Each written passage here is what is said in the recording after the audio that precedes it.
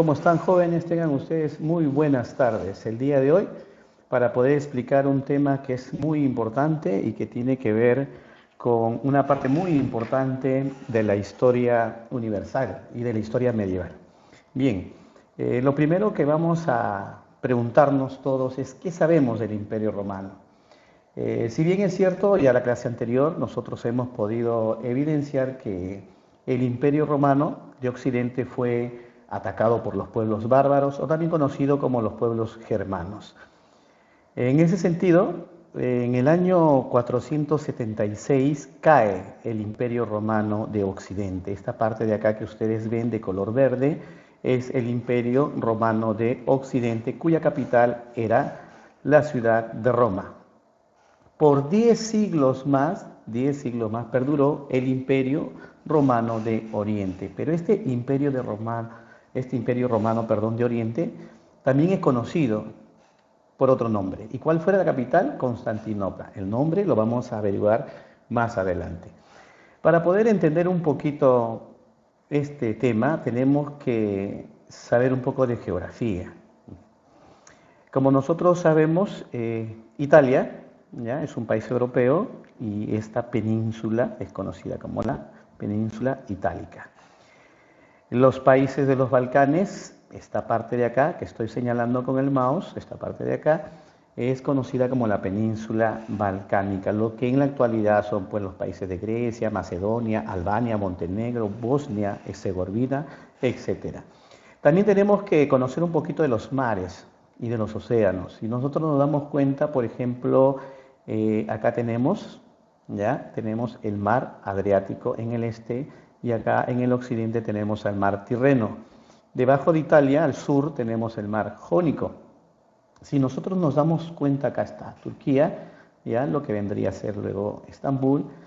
Acá tenemos al mar Negro, al mar de Mármara, y tenemos acá el famoso mar Egeo, el mar de Tracia, que también es bastante conocido. Entonces, son accidentes geográficos que quería explicarle y que ustedes conocieran para poder ir teniendo un entendimiento acerca de lugares geográficos donde se desarrollaron estos eventos.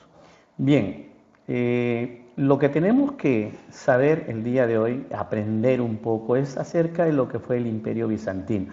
Para que ustedes puedan entender un poquito el nombre de Bizantino. Bizancio era una antigua ciudad griega, ubicada específicamente cerca de Tracia. Entonces, esta ciudad griega, con el tiempo, logra convertirse, el emperador le pone, el emperador Constantino I, la refunda y le pone como nombre Constantinopla. Bien, vemos el mapa, si nosotros visualizamos el mapa, el Imperio Romano de Occidente, que está con color rosadito acá, ya había caído en el año 476, como nosotros sabemos.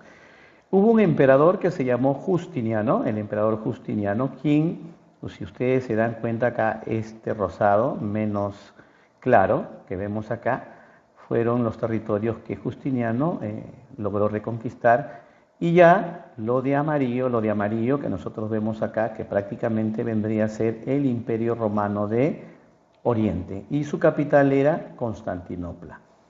Vamos quedando claros en ese sentido para poder ir avanzando con nuestra explicación. Bien, ¿qué es lo que caracterizó al Imperio Bizantino? ¿Por qué este Imperio Bizantino logra aperturar 10 siglos más? O sea, 1000 años más. Porque este imperio cae recién en el año 1453. Primero, que tenía un gran ejército bien organizado, las famosas legiones romanas que todos conocemos. Segundo, que el Imperio Bizantino se sustentó siempre en las leyes, en las normas, en el derecho, en la justicia. Hubo una organización que no fue desatinada y que al contrario pudo tener la cohesión política para que este imperio pueda seguir subsistiendo. Su capital, una de las ciudades más importantes que une prácticamente Asia con Europa, es Constantinopla. Vamos a ver más adelante también su importancia. Y por último, las riquezas de su territorio. Eran tierras que realmente tenían muchas riquezas, mucho comercio en muchos sentidos. Vamos a hablar del esplendor y la decadencia. Esplendor es llegar a su máximo auge, ¿no? Cuando ha florecido este imperio, y la decadencia es la caída, cuando llega a su fin. Uno de los emperadores más importantes, ya lo he mencionado antes, es Justiniano I. Durante el gobierno de Justiniano, que fue del año 527 al 565, el imperio bizantino alcanzó su máximo esplendor. Justiniano I conquistó el reino vándalo, que era un pueblo bárbaro, en el norte de África, sometió a Córcega, Cerdeña, las Islas Baleares, destruyó al reino ostrogodo y recuperó Italia y Sicilia. Y por último, ocupó el sur de la península ibérica. ¿Ya? O sea, estamos hablando de la península ibérica, lo que corresponde a España, ¿no? Lo que nosotros conocemos como España, Portugal. Perfecto. Entonces, Justiniano prácticamente logró recuperar parte de territorios en Europa. Pero así como tiene su esplendor con Justiniano, también tiene su decadencia, ¿no? Los bizantinos perdieron posesiones conquistadas en Europa occidental. ¿Por qué? Porque muchos pueblos germanos bárbaros lograron avanzar de una manera descomunal. Los ávaros, los eslavos, búlgaros presionaban adentrarse más a la península de los Balcanes, donde ya era territorio prácticamente que le pertenecía al Imperio Romano de Oriente. Otra de las principales dificultades que afrontó y que fue factor para la decadencia del Imperio Bizantino o el Imperio Romano de Oriente es lo mismo. Cuando hablamos del Imperio Bizantino estamos hablando del Imperio Romano de Oriente. Por favor, esta aclaración hay que tenerla en cuenta.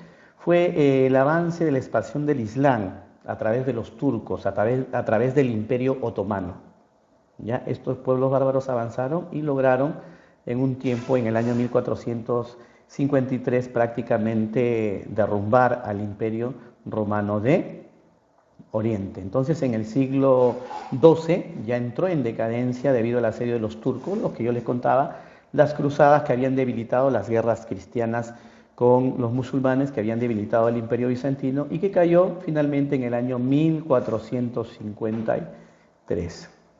¿Cuáles fueron las principales características del Imperio Bizantino? ¿Por qué tuvo un esplendor 10 siglos más que el otro Imperio Romano de Occidente? Primero, porque logró fusionar 3 culturas. Se respetó bastante el Estado romano, la cultura romana, que ustedes saben que se sustentaba en el derecho, en el uso de las leyes.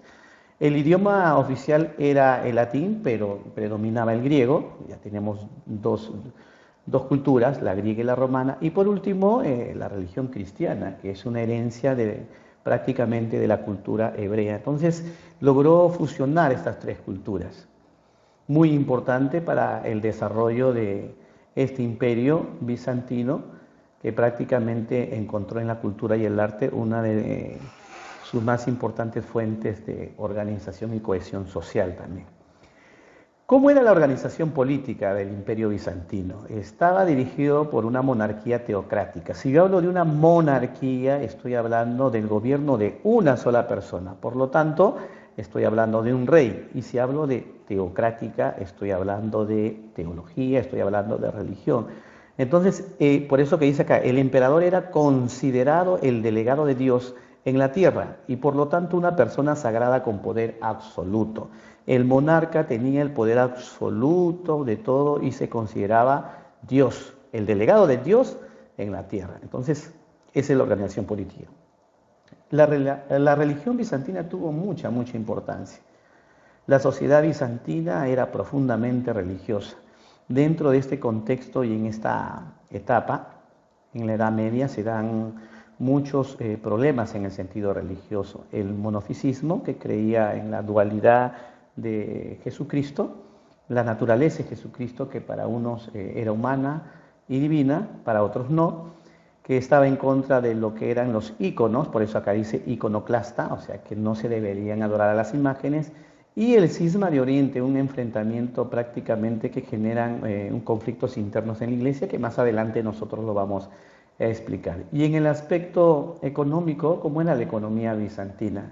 Se sustentó en 2 actividades económicas muy importantes. La agricultura, ya que prácticamente fue el eje y venía siendo heredada desde la época de las primeras culturas. Saben que la agricultura siempre ha sido en la mayoría de las naciones el punto de partida económico para poder sustentar y alimentar a todos los individuos. Entonces, en el Bizancio, el centro económico más importante del mundo medieval, porque así se conocía esta parte que era la capital, la actividad más importante era la agricultura. Se fue aperturando el comercio y recuerden lo que les dije, Constantinopla era una ciudad prácticamente el paso obligado entre Asia y Europa. Y es por eso de que la mayoría quería conquistar estas tierras porque el comercio era una de las actividades que también permitían a las sociedades poder expandirse y obtener riquezas. ¿Cómo era la sociedad bizantina? ¿Cómo estaba organizada? ¿Cómo era la organización social bizantina? En primer lugar, nosotros tenemos a la aristocracia, ¿no? Que era la clase conformada por el rey y toda su familia. En segundo lugar, tenemos al clero que tenía, como les dije al comienzo, mucho poder, participación directa, ¿ya?, en el poder, junto con la aristocracia. Luego tenemos a la burocracia, que eran los que trabajaban para el Estado, eran los trabajadores para el Estado y tenían también las características del noble. Los comerciantes que con el tiempo se van a convertir en burgueses más adelante. Tenemos a los campesinos, que eran los que realmente trabajaban mucho para sostener a toda esta parte superior de arriba, a todos los otros estamentos. Y en último lugar tenemos a los siervos y a los esclavos, que eran los que prácticamente servían en las casas, y los esclavos eran aquellas personas que habían sido capturados en las guerras, en las conquistas, en la expansión. Entonces, ese es un poquito de información para que ustedes puedan tener algo preciso acerca de lo que era el Imperio Bizantino. Entonces, nos despedimos. Este material lo voy a subir en un video a través de YouTube para que ustedes lo puedan tener y puedan seguir investigando también y adentrarse un poquito más a lo que fue este imperio, por qué existió y pudo durar 10 siglos más. Gracias por